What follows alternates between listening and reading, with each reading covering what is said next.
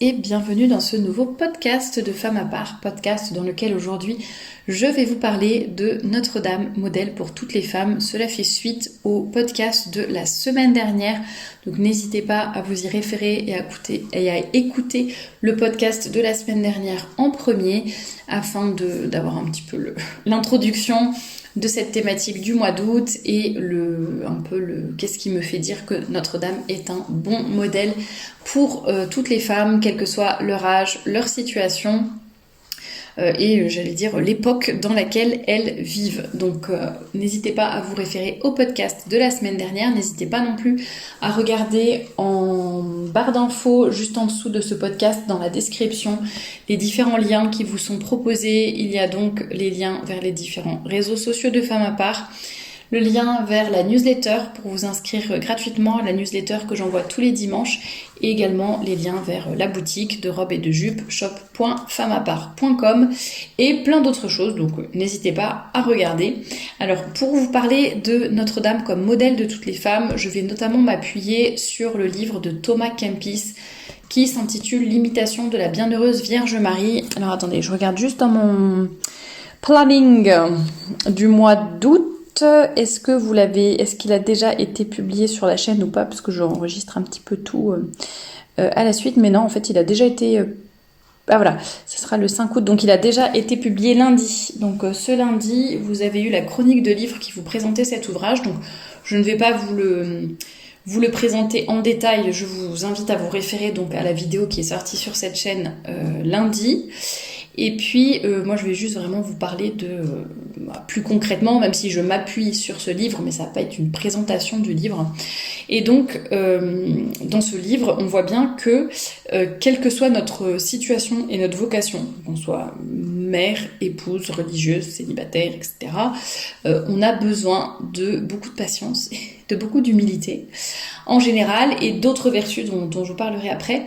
Et en fait, c'est vrai que la Sainte Vierge peut vraiment, quel que soit notre état de vie, peut et doit même être notre modèle à toutes.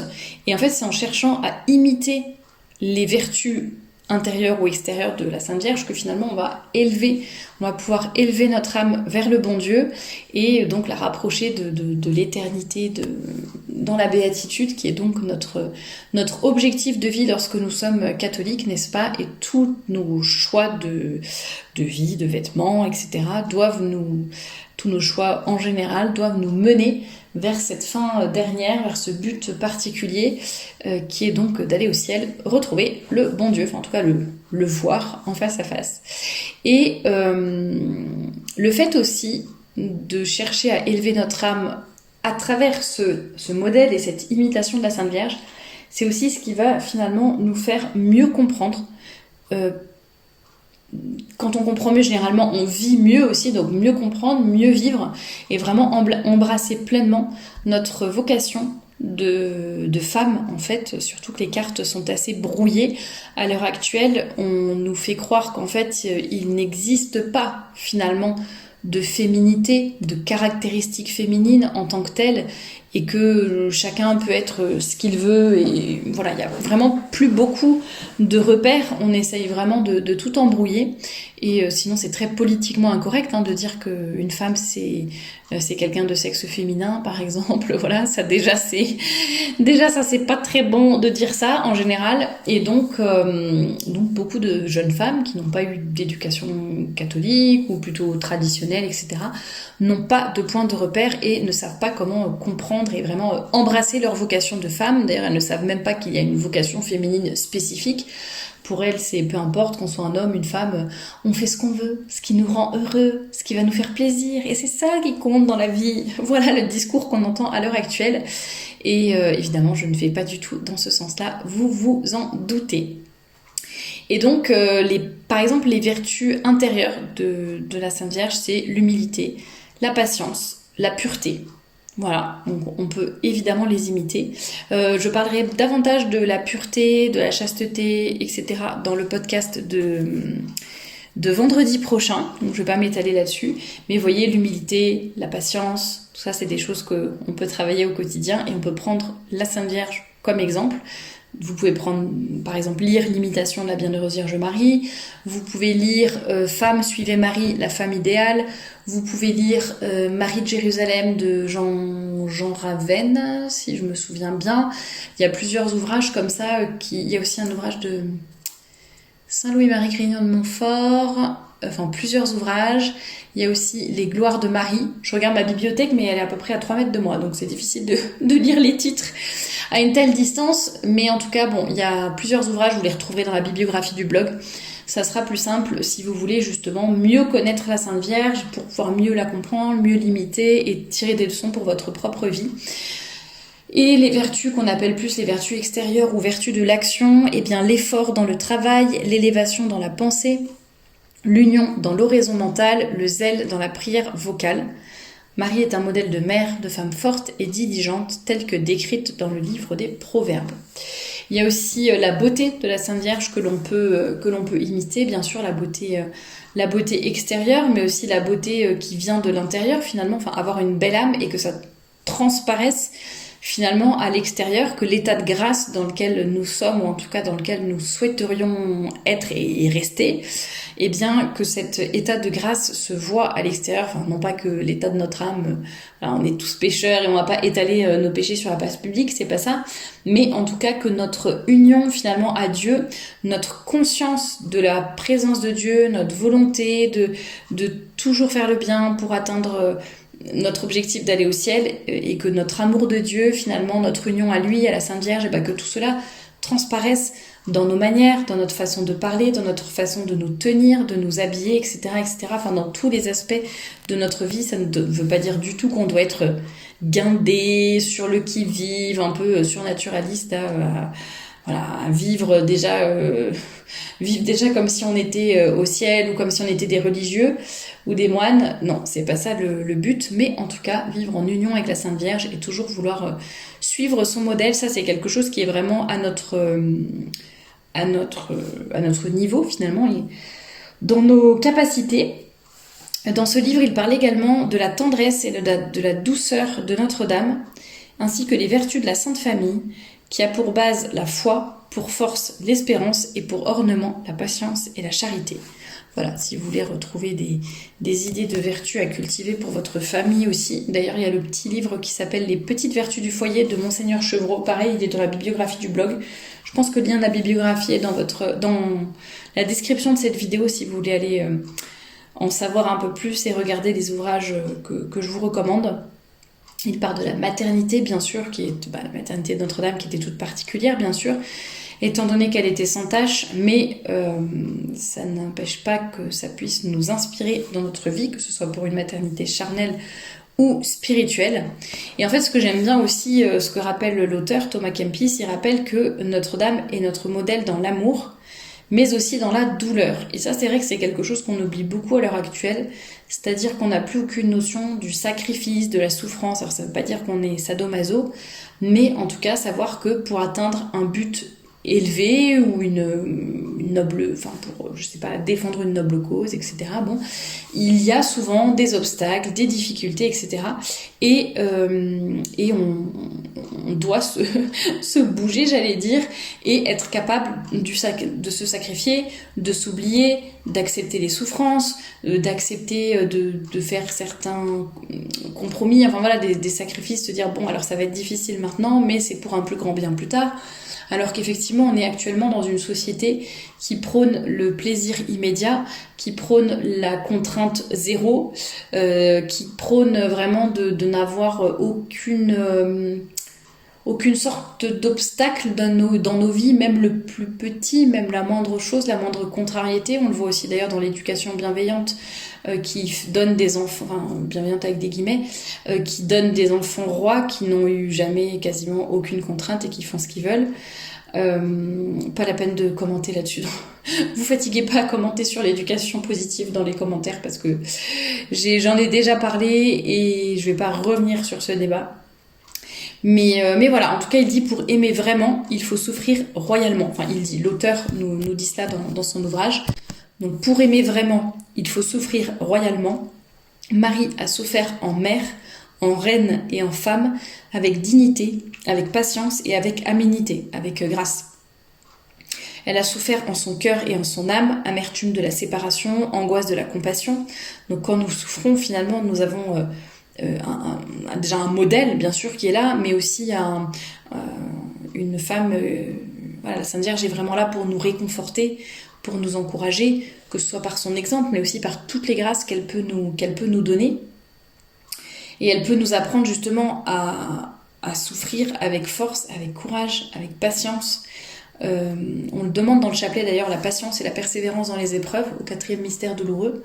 Pensez à réciter votre chapelet par exemple, votre rosaire si vous le pouvez, votre chapelet quotidien si vous le pouvez. Si vous ne pouvez pas dire un chapelet, eh bien une dizaine de chapelets. Je pense qu'on a tous 3 minutes dans la journée, ne serait-ce que sur un trajet que l'on peut consacrer à la Sainte Vierge. N'hésitez pas à faire cela. Vous pouvez porter la médaille miraculeuse, vous pouvez porter le scapulaire. Il y a énormément de dévotions à la Sainte Vierge qui existent, des pèlerinages que vous pouvez faire, des neuvaines également, les litanies de la Sainte Vierge que vous pouvez réciter. Comme je l'ai mentionné tout à l'heure, donc il y a des ouvrages qui parlent de la Sainte Vierge et qui peuvent nous aider à mieux la comprendre, mieux la contempler, mieux l'imiter. Ça nous donne des forces et du courage au quotidien aussi. On est au mois d'août, j'en parlais dans le podcast de la semaine dernière, c'est pour ça qu'il y a cette thématique sur la Sainte Vierge, sur Notre-Dame, modèle pour toutes les femmes. Voilà, on est au mois d'août, profitons-en, il y a cette belle fête de l'Assomption, cette belle fête du Cœur Immaculé de Marie le 22 août également. Donc n'hésitons pas à confier la Sainte Vierge, à nous confier à la Sainte Vierge, confier notre famille, nos intentions, nos différents soucis, préoccupations, voilà, c'est le mot que je cherchais, nos préoccupations. Donc essayons vraiment d'aimer et d'imiter la Sainte Vierge au quotidien, comme l'auteur le dit très bien. Gardez au fond du cœur le nom de Marie et vous serez pareillement consolés. Être aimé de Marie, c'est avoir un trésor. L'amour de Marie éteint le feu des passions et porte à l'âme la fraîcheur des vertus. L'amour de Marie apprend à mépriser le monde et à servir Dieu dans l'humilité. L'amour de Marie éloigne toujours du mal et toujours ramène à pratiquer le bien.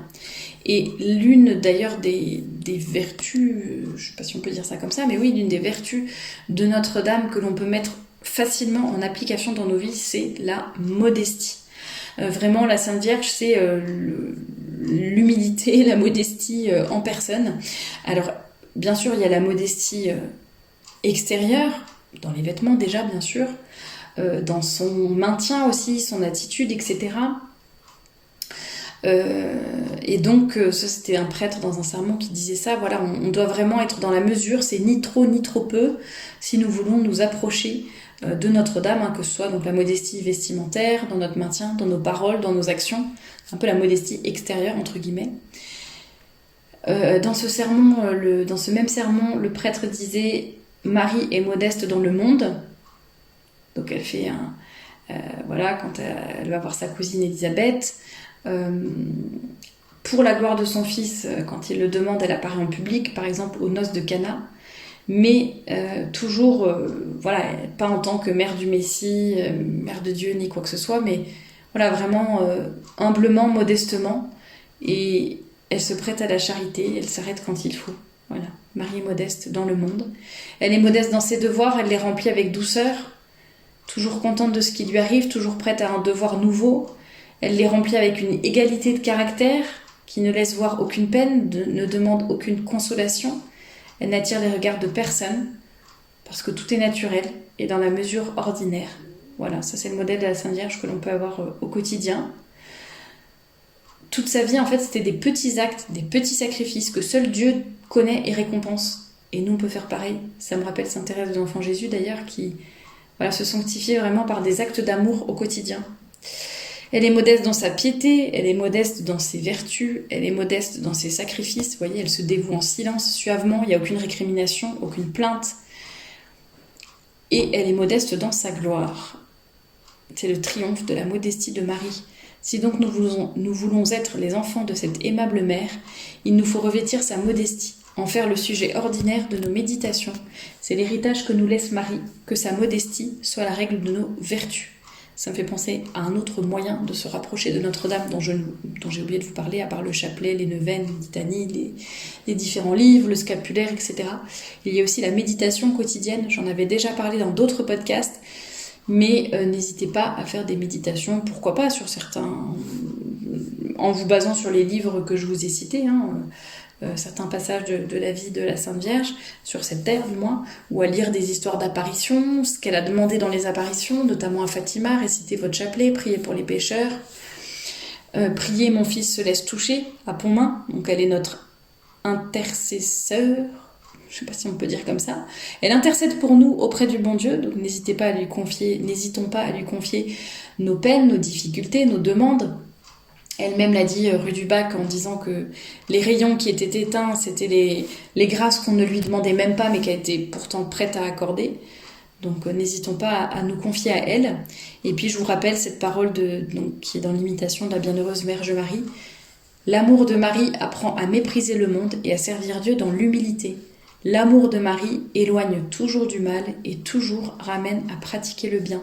Donc mettons-nous bien sous la protection de la Sainte Vierge, cherchons toujours à l'imiter pour enfin pouvoir finalement gagner en sainteté, nous rapprocher du ciel et du bon Dieu dès cette terre et tout faire pour vraiment ressembler à Marie. Et quel que soit notre état de vie, encore une fois, que l'on soit mère de famille, épouse, célibataire, religieuse, jeune, plus âgée, etc., Notre-Dame est notre modèle à toutes. Et je nous souhaite à toutes de lui ressembler pour aller au ciel et devenir non pas des saintes, mais de grandes saintes. Voilà tout ce que je vous souhaite et je vous dis à très bientôt pour un nouveau podcast.